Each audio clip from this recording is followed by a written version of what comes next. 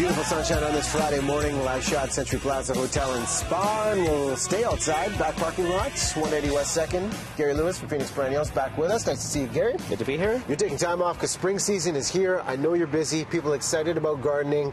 And as we look at spring planters and what we can do, baseline foundation, soil is crucial.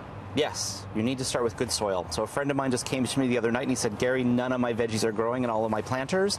And he's like, I think I got really, I skimped on the soil. I bought really cheap stuff and nothing's growing. So the very first thing you need to think about when you're doing, well, your garden, but as well as your planters, is a good high quality soil. Because soil needs certain components to have that nice structure for your plants.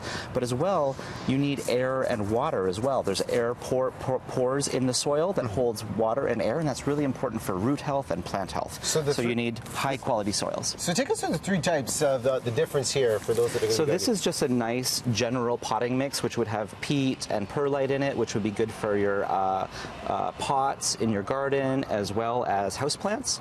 And then this is something that's a little bit richer. This is like a sea soil potting mix. This would be great for veggies and shrubs and things like that. So you can see it's darker and richer, but it's still got the perlite for that nice drainage.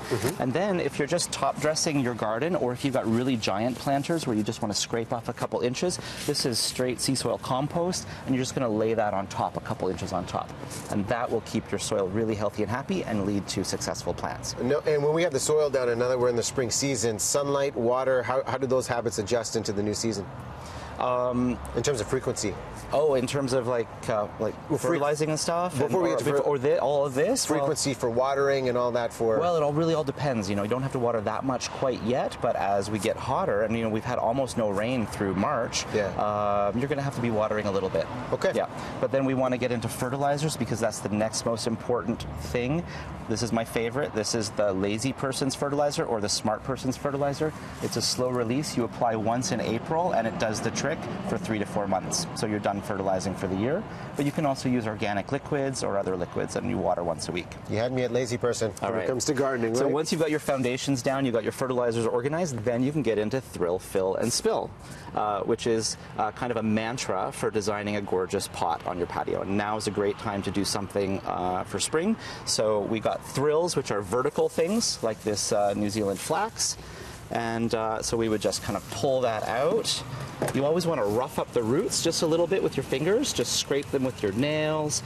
It's kind of saying, you know, you're free now to reach out into the rest of the soil, because otherwise it might just stay that little clump. So you want to just rip that up a little bit. Yeah. And then, so we've got our thrill, our big exclamation point, and then we want to think about fills. So fills are those things that kind of are nice and round and kind of sit on top. Now we have a bit of a thrill with this hellebore flower because it's vertical, but all of these leaves are going to give us a fill that's going to fill in the space right above the pot. We got two good ones over here on the side. So you've got a nice little fill, a few fills there. And what are these ones right here? So you've got wallflower right here, which is fragrant, which will bloom for months. And then over here, this gold leaf, you've got a chorus or sweet flag, which is going to be evergreen year round and give you that great golden foliage. I've got a Bergenia here, which is going to have some pink flowers. And we have some spill off the front. What are the recommendations for the spill? So the spills, we've got a golden oregano right there, which is of course edible. You can harvest that as it spills over the edge for your cooking. And then you've also got a wintergreen there with edible berries.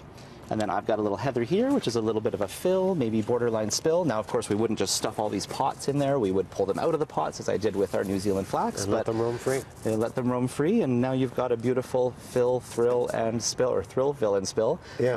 And a beautiful, healthy, fabulous pot that's going to look great year-round. Well, you're running workshops as well for people that want to learn more about doing it and doing it well. PhoenixPerennials.com for everything you want to know to get you set for spring gardening. Thanks so much for coming by. Thank you. Okay, Greg Harper, enjoying the sunshine too. Let's head to Canada Place.